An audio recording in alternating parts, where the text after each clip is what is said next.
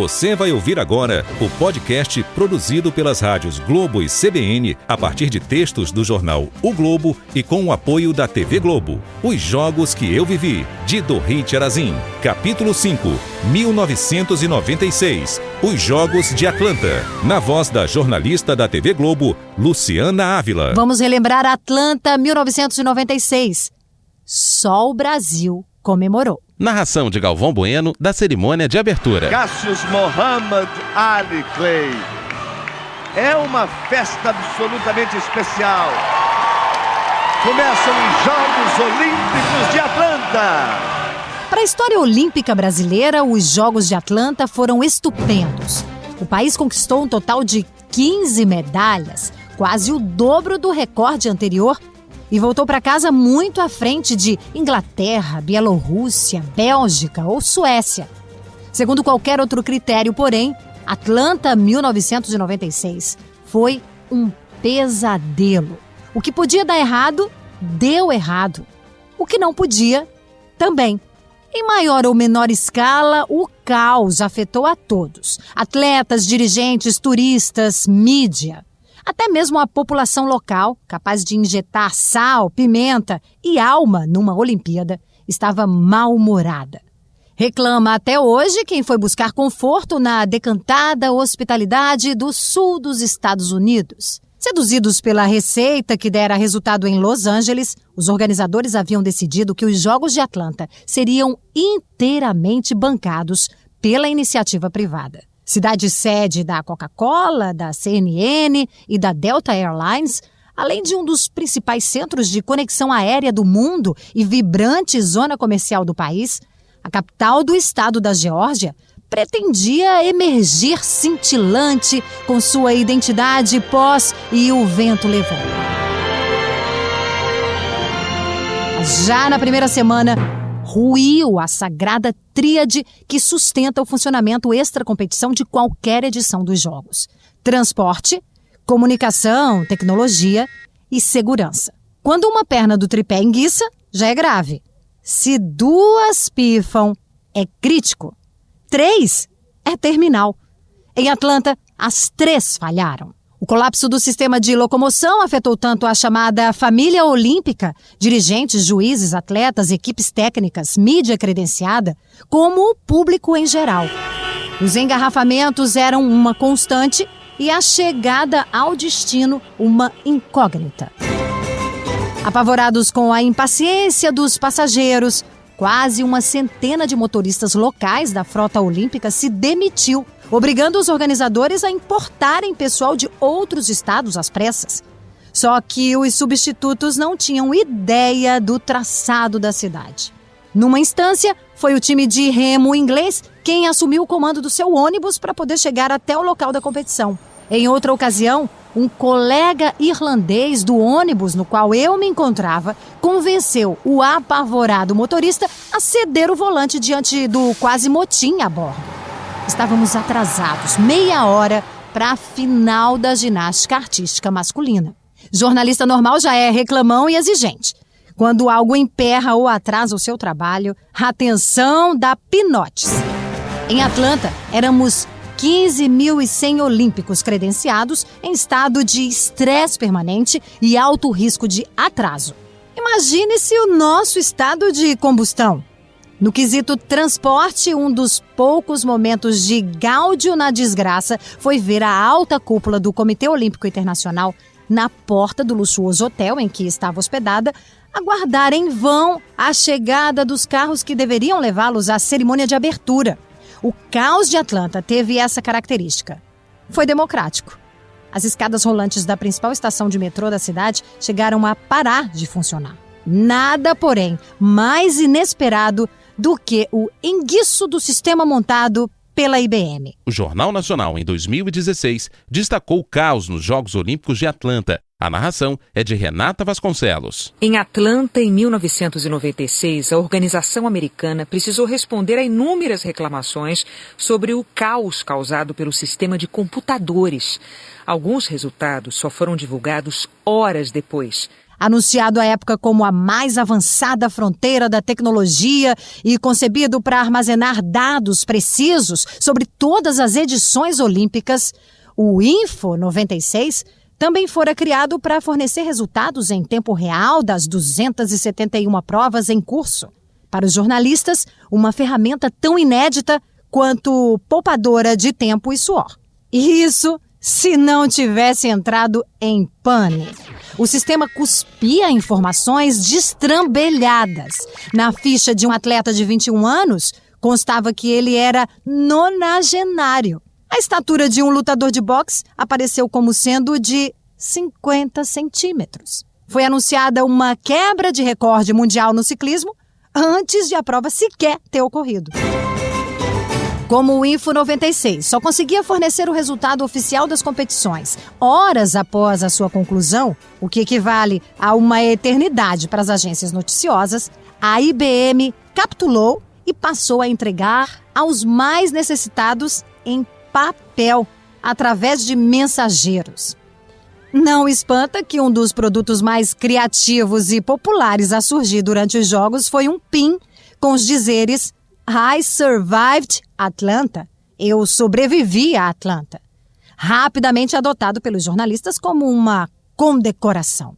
E isso tudo antes da explosão de uma bomba caseira em pleno Centennial Olympic Park, na madrugada do sábado 27 de julho, quando os jogos ainda estavam apenas na primeira metade. Reportagem da Rede Globo sobre o atentado nos Jogos Olímpicos de Atlanta. 110 pessoas feridas, 2 mortas. Uma delas, o chefe dos cinegrafistas da televisão da Turquia, que sofreu um ataque cardíaco. A outra, uma mulher ainda não identificada. Ambulâncias não paravam de chegar. As vítimas recebiam os primeiros socorros ainda caídas no parque. Perto de 2.000 pessoas assistiam ao show da banda Jack Mack and the Heart Attack, quando uma explosão na torre de som ao lado do palco, com um forte estrondo, seguido de uma fumaça negra e estilhaços, congelou a festança, antes de espalhar o pânico. Momentos antes, James Brown havia se apresentado no mesmo palco.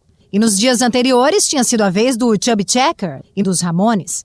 O imenso parque árido e pouco arborizado, cuja principal atração era uma fonte que servia de chuveiro para refrescar o público a caminho das arenas, ficava a poucos metros do Centro Internacional de Imprensa, MPC, e do prédio que abrigava as redes de TV mundiais, o IBC. Só que, aquela hora da madrugada, com a jornada de trabalho daquele dia basicamente encerrada, a grande maioria dos jornalistas estava em modo desarmado, ou aproveitando para comer algo antes de encarar o dia seguinte, ou desacelerando no MPC e IBC. Depoimento de Kleber Machado sobre o atentado em Atlanta. Quando a gente estava indo embora, no corredor do IBC, vinham correndo 2 caras da engenharia, que eu acho que eram o Alves e o Uribe, da engenharia da Globo. Os 2 voltaram correndo, fazendo Cooper essa hora, 1h da manhã. Os caras falaram, pô, estourou uma bomba aí. Estourou uma bomba. Do ponto de vista da nossa tribo, portanto, um agravante a mais na cobertura de uma edição já encrencada. O pandemônio não foi pequeno. Reportagem de Ernesto Palha sobre as consequências do atentado nos Jogos Olímpicos de Atlanta. A explosão ainda ecoa em Atlanta. Qualquer alerta provoca pânico e correria. Uma senhora que eu percebi numa esquina, encolhida em posição fetal e que imaginei estar ferida, tinha visto uma vítima com as vísceras de fora e estava em estado de choque. O atentado fez 111 feridos. Matou uma pessoa, uma telefonista que fora festejar o aniversário da filha, e suspendeu as competições por 24 horas.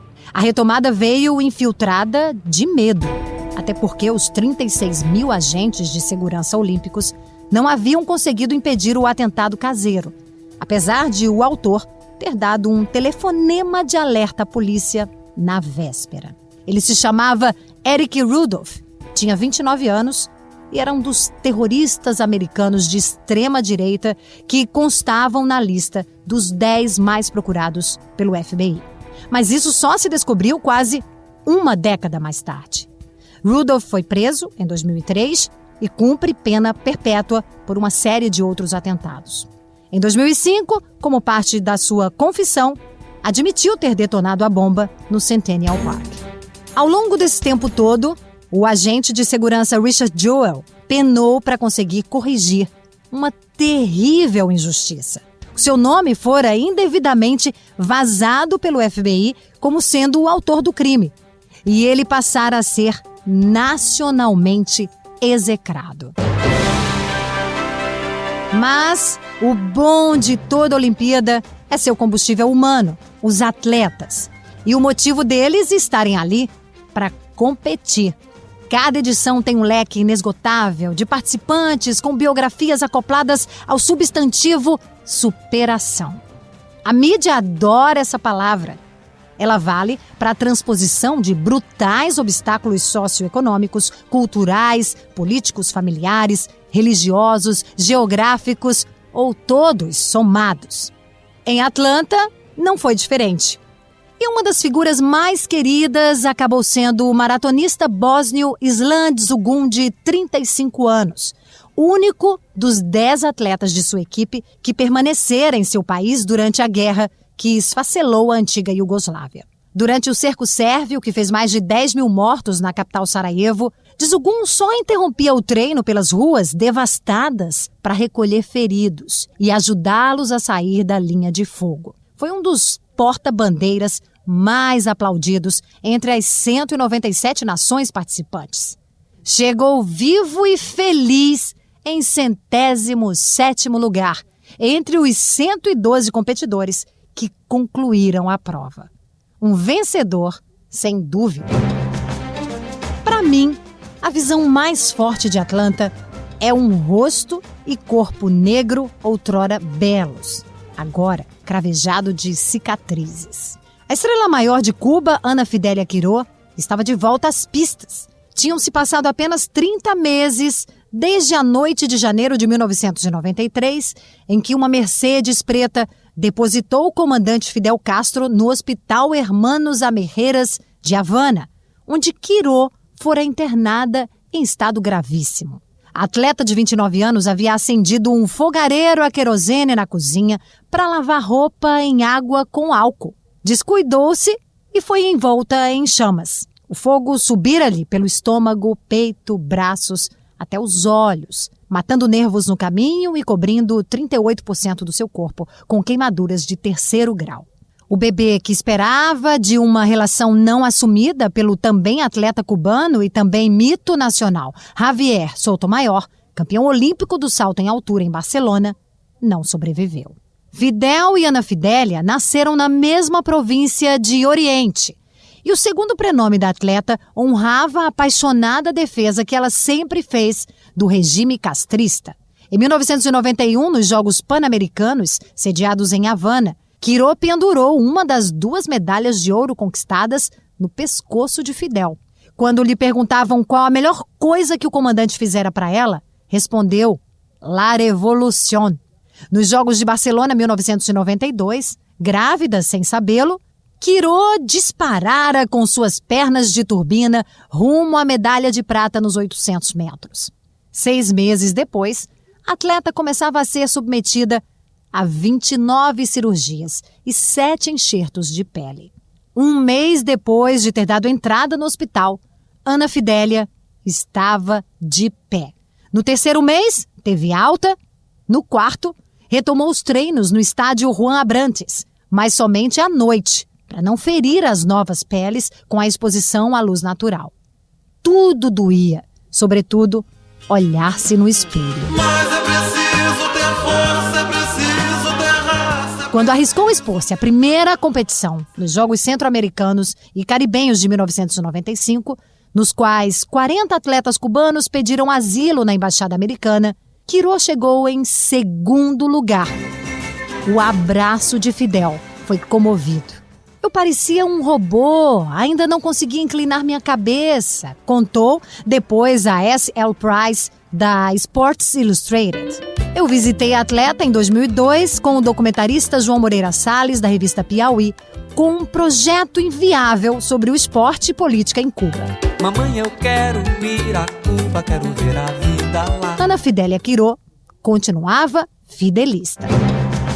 Atlanta, ou Hotlanta, como foi logo apelidada a cidade, exigiu o máximo até de atletas com um ótimo condicionamento físico. No dossiê de candidatura constava a vantagem de uma temperatura média de 25 graus no período olímpico. Só foi omitido que essa temperatura se registrava de madrugada e que a média diurna para final de julho beirava os 35 graus, com picos de 40 graus e umidade de 89%.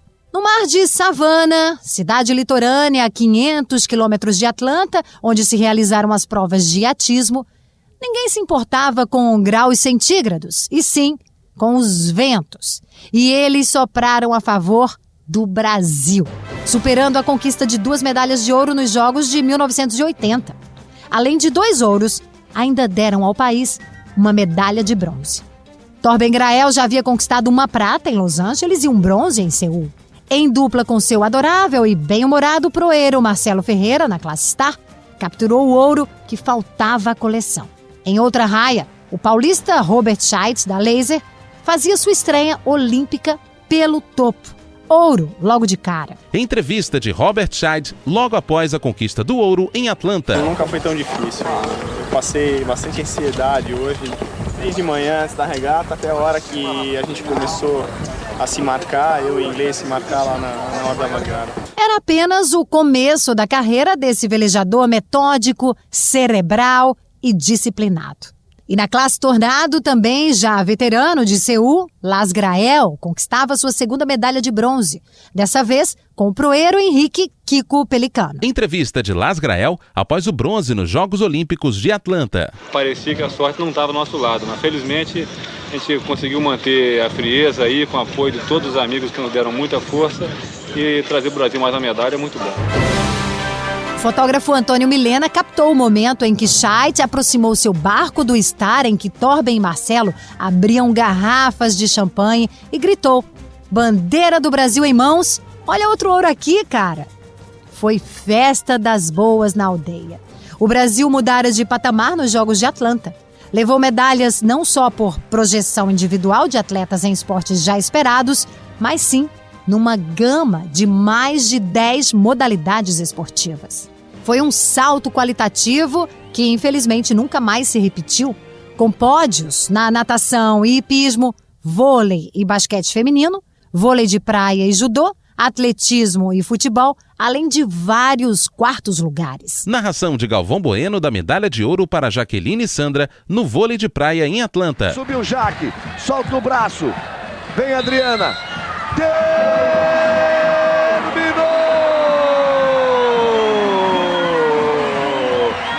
Jaqueline Sandra, é de ouro para o Brasil. Eletrizante e emocionante, embora não propriamente edificante, foi a semifinal de vôlei feminino entre Brasil e Cuba. Desde que Bernardinho assumira como técnico da seleção, a palavra de ordem passou a ser endurecer. Nada de muita confraternização. E naqueles anos 1990 não havia adversárias mais adversárias do que as cubanas. A seleção de Cuba chegara a Atlanta como vencedora de 3 Copas do Mundo, 1989, 1991 e 1995, um Mundial, 1994, e uma Olimpíada, Barcelona, encabeçadas pelas indestrutíveis Mireia Luiz e Regla Torres. O jogo vencido pelas cubanas foi épico, com as 2 equipes em guerra franca dentro e fora da quadra. Houve pescoções, invasão de quadra e agressão no vestiário, que ameaçou virar caso de polícia. Narração de Galvão Bueno da semifinal do vôlei feminino entre Brasil e Cuba nos Jogos Olímpicos de Atlanta. Lá vem Cuba de novo, vai subir o bloqueio brasileiro, acabou!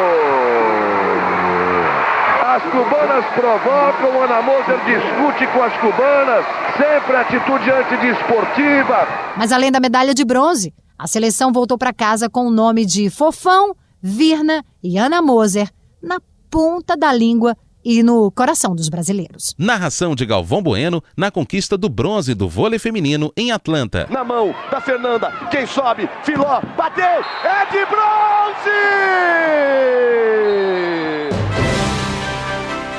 Para Fernando Scherer, o Xuxa, medalha era quase uma necessidade. Não posso voltar sem nada, nem que tenha de roubar uma do Gustavo, dizia em tom de brincadeira, escondendo o desconforto por ver escoar uma a uma suas chances. Xuxa, o menino dourado de olhos verdes da natação brasileira, fora alvo de intensa campanha de marketing antes do embarque. Era um furacão midiático. Sua índole arrojada e simpática, além do visual de popstar, haviam feito dele um darling nacional, que precisava ser coroado com uma medalha. Gustavo Borges dera partida logo no primeiro dia de competições. Prata. Chegou em segundo lugar nos 200 metros nado livre, fulminante. 48 horas mais tarde, com a serenidade habitual, arrebatou um bronze na prova mais nobre e ambiciosa da natação, os 100 metros. Era a segunda Olimpíada consecutiva que esse atleta exemplar, tanto na vida privada como pública, conquistava o mesmo troféu. Xuxa chegara em quinto, apesar de ter raspado a melena loura e os pelos do corpo para diminuir o atrito com a água. Careca e constrangido, também a medalha no revezamento 4x100 lhe escapara por pouco, pois o quarteto brasileiro chegara em quarto lugar. Restava-lhe disputar os 50 metros nado livre, com Florianópolis e o resto do país grudados na televisão. O brasileiro nem notou, mas estavam na arquibancada o presidente Bill Clinton, acompanhado da mulher Hillary, da filha Chelsea e um punhado de agentes secretos cujas credenciais estavam assinaladas com um X no lugar da profissão. PQP repetiu o medalhado de bronze, extasiado, com o pedaço de metal pendurado no pescoço, depois de ter conquistado o terceiro lugar. Agora eu posso voltar ao Brasil com o Gustavo. Estava de alma lavada. Reportagem de Marcos Uchoa sobre a conquista de Fernando Scherer nos Jogos Olímpicos de Atlanta. Foi o melhor tempo da vida dele para o melhor momento da vida dele. O recorde de 22 e 29 um dia vai passar, mas essa medalha de bronze olímpica nunca ninguém vai tirar de Fernando Scherer.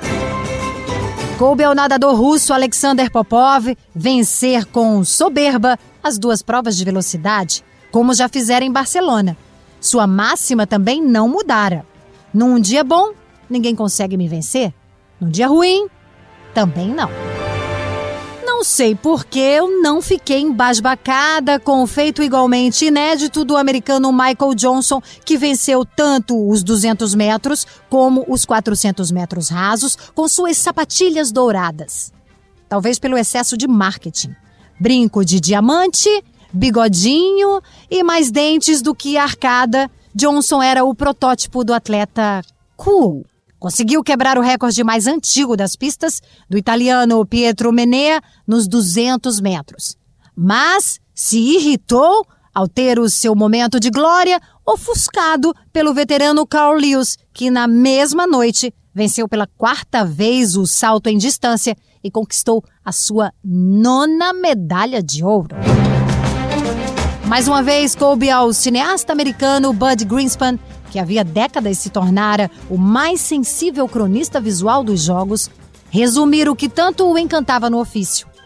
Ele chegou a Atlanta com 20 câmeras e uma equipe de 130 pessoas, com as quais repassava os filmes de edições anteriores e martelava um mesmo ensinamento.